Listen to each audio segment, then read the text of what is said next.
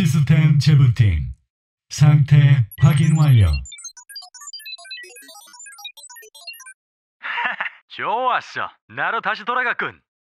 망가랩 출동.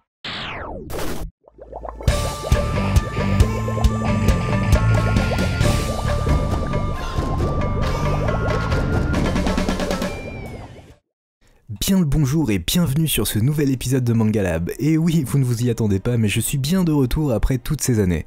Je ne vais pas m'étaler en vidéo sur le pourquoi de mon absence, je voudrais juste m'excuser et vous remercier pour ceux qui ne m'ont pas oublié. Mais si ça intéresse certains, je ferai peut-être un tweet ou autre pour expliquer brièvement ce qui m'est arrivé. Enfin bref, rentrons directement dans le vif du sujet. Comme vous l'aurez vu dans le titre, aujourd'hui nous allons parler de Solo Leveling, un webtoon de Ji Sol-young et Jang Sung-lak tiré du web novel éponyme qui est assez tendance en ce moment mais qui a tout de même le mérite que j'en parle pour plusieurs raisons. Est-il surcoté ou bien sous-coté? C'est ce que nous allons voir tout de suite. Alors, Solo Leveling, de quoi ça parle? L'histoire se passe donc dans le monde moderne tel qu'on le connaît, à la différence qu'il y a des gates, ou autrement dit des donjons qui apparaissent un peu partout sur Terre, faisant ainsi office de portail entre le monde des humains et des monstres. Et donc tous les jours, il y a des gens qui subissent ce que l'on appelle un éveil et reçoivent des pouvoirs afin qu'ils puissent se battre contre ces monstres. On appelle ces personnes des hunters. Chaque hunter est donc classifié selon leur puissance, de rang E à S, et leurs pouvoirs sont définitifs dans le sens où une fois acquis, ils ne peuvent pas évoluer. On suit donc ici les aventures de notre MC, Sung Jin-woo, un hunter de rang E qui a la réputation d'être le plus faible.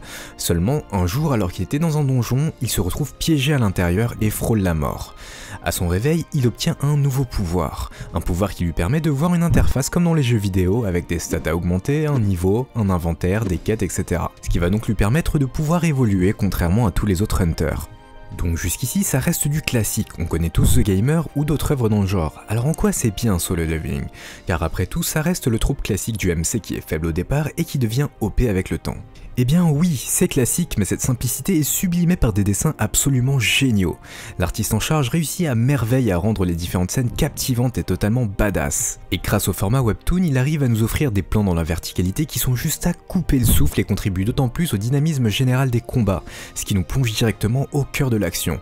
C'est vraiment important de le souligner car même parmi les webtoons existants, une qualité pareille se fait rare. Au-delà de ça, le scénario reste fidèle à lui-même, pas de réelle inconstance du début à la fin. Quelques petites surprises, des twists par-ci et par-là, mais on va éviter de spoil pour que vous puissiez découvrir tout ça par vous-même. Ce qui est intéressant avec la trame principale, c'est que plus on avance, plus on se questionne. Au début, on a l'impression qu'on a affaire à un simple webtoon à tendance shonen, mais à chaque fois l'auteur nous balance des bombes petit à petit. Un peu comme quand on t'annonce Icardi le dernier jour du mercato. Mais bon, mis à part tout ça, le rythme est également assez bon, voire un peu trop rapide. La force des œuvres coréennes en globalité, c'est qu'il y a très peu, voire quasiment pas de filler. Un web novel chinois peut facilement atteindre les 2000, voire 3000 chapitres, tandis que les coréens tournent en général vers les 500. C'est assez direct, ça va droit au but, et c'est aussi pour cette même raison que le world building peut parfois paraître un peu faiblard ou qu'on a l'impression que tout va trop vite. Mais la grande force de ce manhwa réside dans son protagoniste principal. Je pense que la majorité des personnes qui lisent et qui suivent Solo Leveling ne le font que parce que ce héros est juste complètement pété. Pour ma part, les personnages OP à la mon manga de Overlord sont mon petit péché mignon. Ça fait du bien d'avoir des héros décisifs et paniers, contrairement à ce que l'on peut trouver dans 95% des isekai aujourd'hui. Ah, les isekai, je vous jure que je vais en parler un jour. Donc oui, le MC est un gros point fort du webtoon. Son pouvoir, ses compétences, on en veut toujours plus, on veut toujours savoir ce qu'il va obtenir, comment il va évoluer, etc. On prend plaisir à suivre l'évolution de sa personnalité qui paraîtrait presque surréaliste tant il change aussi rapidement. Mais au final, c'est tout de même justifié par le fait que dès le départ, il est confronté à des trahisons et la face sombre de l'humain lui a presque causé sa perte. D'autant plus qu'il détient désormais un pouvoir qui est largement supérieur à la moyenne et comme dans la vie, le pouvoir fait tourner des têtes. Non pas qu'il devienne un gros psychopathe, mais il passe d'un extrême à l'autre. Il passe d'un mâle bêta comme Belle de Danmachi, même s'il faut noter quelques différences, à un mâle alpha comme Levi de Shingeki en l'espace de quelques chapitres. Malheureusement, c'est aussi le MC qui fait la grande faiblesse de l'œuvre. À commencer par le système de leveling, j'ai vraiment un peu de mal avec la quantification de la puissance en général. Ça enlève du charme à la progression, il n'y a pas autant de satisfaction qu'un héros qui va s'entraîner sans relâche pour progresser. Là c'est juste du grind brain dead, accumuler de l'XP, augmenter ses stats et passer à la suite. La conséquence à ce système d'interface, c'est qu'il prend des risques inconsidérés, ça enlève énormément de tension. Les problèmes de mana sont réglés avec une simple potion, et quand malgré tout ça va pas, il va avoir un level up qui va le remettre sur pied.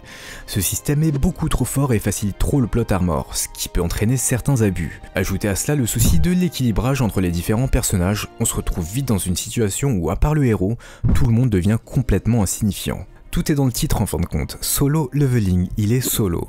À lui tout seul, il peut raid ce qu'il veut, il n'a besoin de personne, et c'est ce qui fait qu'on a vraiment très peu de développement au niveau des autres personnages. Après, ça reste un détail, mais on peut vraiment regretter le manque de personnages secondaires impactants. Ils ne sont là qu'en qualité de faire valoir pour le héros, et c'est un problème inhérent aux web novels coréens. Que ce soit dans Valhalla Saga ou The Novels Extra pour ne citer que, c'est le même souci. Alors oui, certains me diront que tous les hunters ont leur propre charisme, ils ont tous une personnalité différente, un pouvoir différent, et je peux comprendre qu'on soit toujours excité à l'idée de voir de nouvelles têtes. Mais si on se penche sur la problématique de la puissance et surtout de la progression exponentielle du héros, un gars qu'on voit au début, aussi stylé soit-il, dans quelques chapitres, il se transforme en Yajirobe et à part bégayer devant son Jinwoo, il n'aura aucun impact réel, autant sur le héros que sur nous, lecteurs. Donc c'est assez regrettable pour moi mais pas nécessairement un défaut qui va tout gâcher, le focus étant principalement le héros. Simplement, un développement plus poussé des backstories de chacun et des interactions plus intéressantes qu'une pléthore de compliments envers le héros aurait été fort appréciable. 글쎄, 내가 도움이 될 수도 있지. 나 이 정도면 예쁘지 않아? 맞지? 난 그리고 강하니깐. 다른 여자애들과 비교하지 말아줘. Bon, ok, il y a peut-être 2 ou 3 persos assez sympathiques on va dire. Sinon, un autre point négatif un peu plus pointu, c'est la manière dont sont introduites les relations internationales entre les différents pays. C'est un poil trop nationaliste à mon goût, mais ça c'est dans le novel.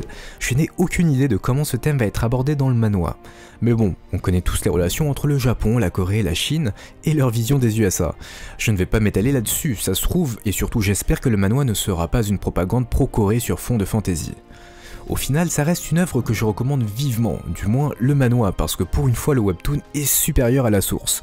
C'est vraiment les différentes mises en scène et les dessins qui rendent cette œuvre géniale à suivre. C'est pas souvent que vous me verrez dire ça, mais sincèrement je préfère 100 fois le manhwa aux novels. Donc pour conclure, c'est surcoté par une partie de la communauté qui connaît déjà Solo Leveling, et sous-coté dans le sens où il mériterait quand même plus de succès. Alors pour ceux qui recherchent du gros développement avec un plot complexe et des personnages travaillés, passez votre chemin. En revanche, pour ceux qui recherchent un excellent divertissement, un héros badass et une œuvre sans prise de tête, allez-y, mettez votre cerveau en off, laissez-vous porter et ne prenez pas cette œuvre pour ce qu'elle n'est pas. Solo Leveling, c'est de l'action, de la baston, des trucs badass qui te font bondir, de l'excitation et de l'anticipation, le tout avec un scénar qui tient la route.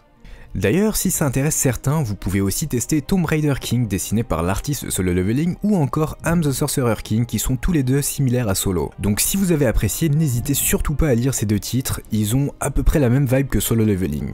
Bon bah voilà, c'est déjà la fin de l'épisode. Bon, j'aurais pu pousser un peu plus l'analyse mais c'est difficile de le faire sans spoiler.